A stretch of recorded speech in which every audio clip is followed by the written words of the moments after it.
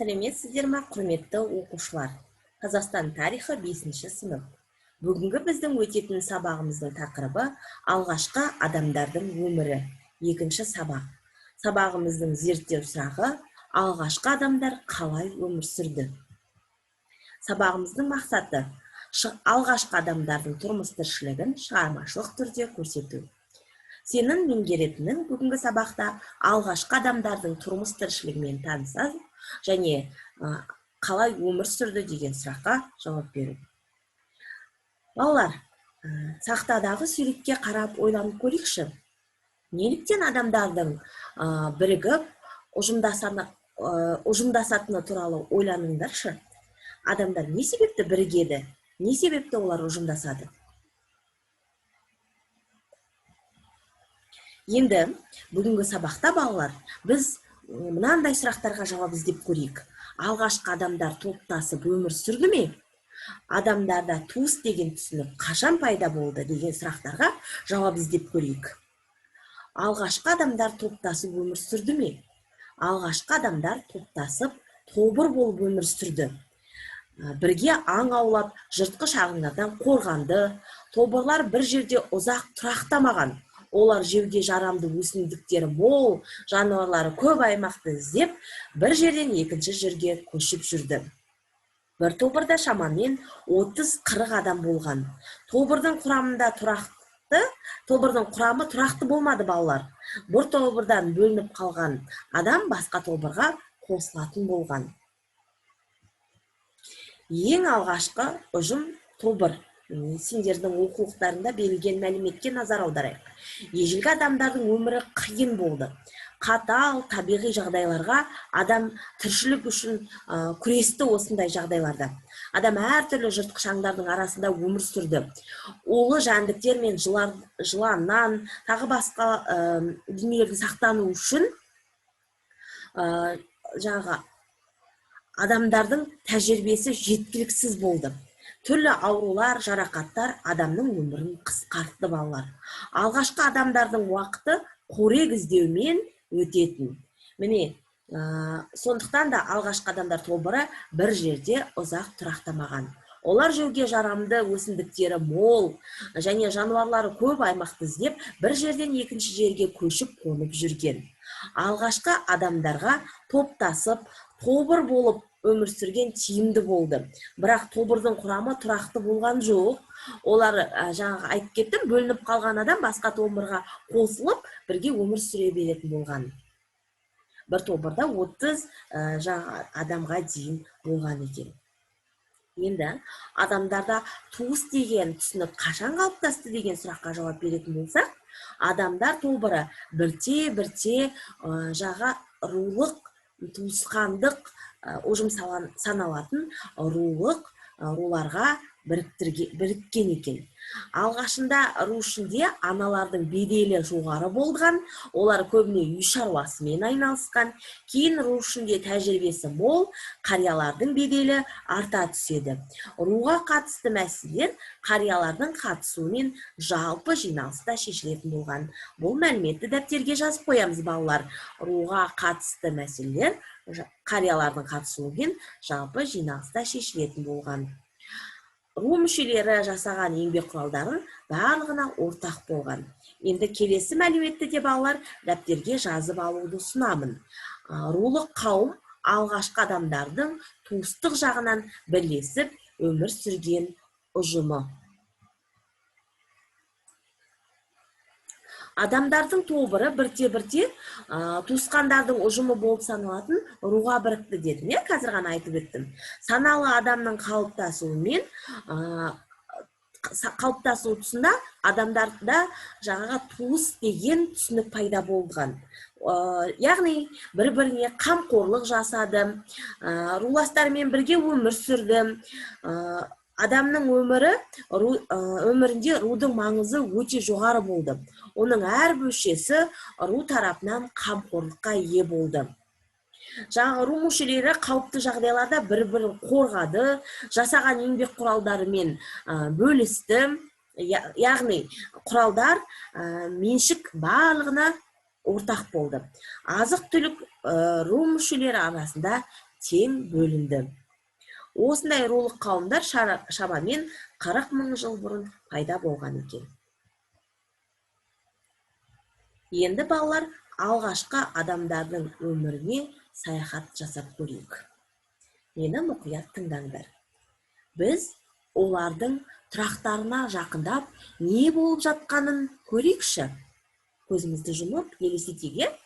Үңгір жанынан жеуге жарамды тамырларды, жеміс жидектерді, құстардың жұмыртқаларын, саңырауқұлақтарды теріп жүрген адамдарды кездестіреміз. Осыдан ежелгі адамдардың терімшілікпен айналысқанын байқаймыз. Терімшілік негізінен әйелдердің ісі болды. Алысқа көз салсақ, жайылып жүрген жабайы жылқы, бұғы, арқар, мамонт, бизондарды көреміз. Алғашқы адамдардың бір тобы аң аулауға шыққан. Олар аңдарды қуалап, жарға, тау шатқалдарына қарай қуып, қаумалап ұстады. Аңдарды отпен үркітіп, терең орға түсіру, биік құздан құлату тәсілдерін пайдаланды. Олар өздерімен бірге жабайы аңдарды, жас төлдерін алып келді. Жалпы, аңшылық алғашқы адамдардың негізгі кәсіптерінің бірі болған. Аңғарамыз. Аңға шықпай қалып қойған адамдардың бір тобы жинап алған тастарды үшкірлеп, қашап, еңбек құралдарын жасап отыр. Басқалары шақпақ тастарды бір-біріне ағашқа үйкелеу арқылы от шығаруда. Отты пайдалану ежелгі адамдар үшін өте маңызды болды. Оны суыққа қарсы тұру үшін және тамақ әзірлеуге пайдаланды.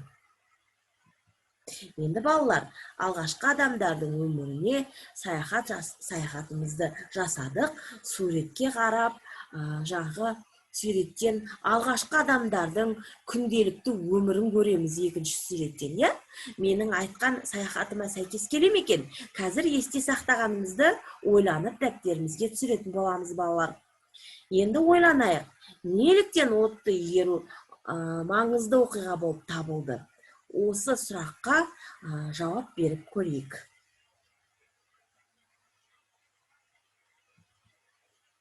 Енді балалар, болжам жасайық. Неге алғашқы адамдардың еңбек құралдары тастан жасалды?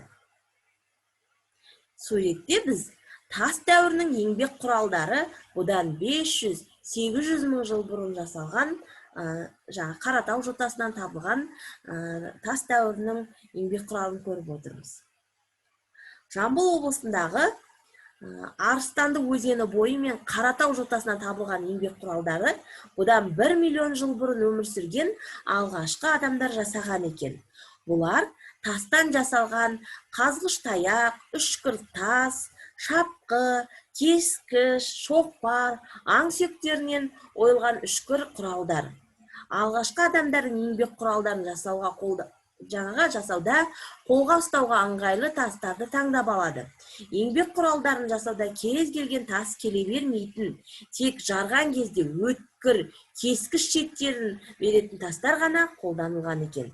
Сол кезде адамдар тасты қасиетін біліп, тасты өңдеу үшін қажеттіліктерін анықтай алған. Мысалы, Қаратау жотасынан мықты және сапалы материалдар болып табылатын қара түсті шақпақ тастарға бай екен. Адамзат тарихындағы ең ұзақ кезең осы тас дәуірі. Егер сіз уақыт сызығына назар аударатын болсақ, алғашқы сабақта біз сызған, онда тас дәуірінің адамзат тарихында ең көп уақыт алатынын аңғарған болатынбыз, балалар. Енді тас ғасырының палеолит кезеңі ең ұзақ кезең болып табылады екен. Және палеолитте қазіргі тұрпаттағы адам қалыптаса бастаған екен, балалар. Сонымен, неге алғашқы адамдар еңбек құралдарын тастан жасады деген болжамды жасайық, балалар. Болжамымызды жасап болсақ, біз келесі тапсырмамызға көшейік. Тобыр мен рулық қауымға тән белгілерді анықтап көріңдер, балалар. Сендердің алдарында 10 белгі тұр. Осы белгілердің қайсысы тобырға тән, қайсысы руға тән? Анықтайық. Туыстар ұжымы, 30-40 адамнан құралды. Тобыр ма әлде ру ма? Қариялар жиналысы болды. Тобырда әлде руда? Құрамы тұрақты болмады. Сүйек инемен киім тікті.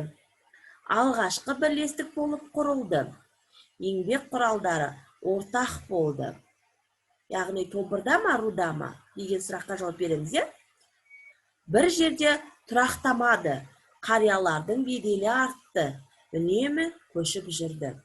Бұл тапсырманы балалар дәптерге орындаймыз.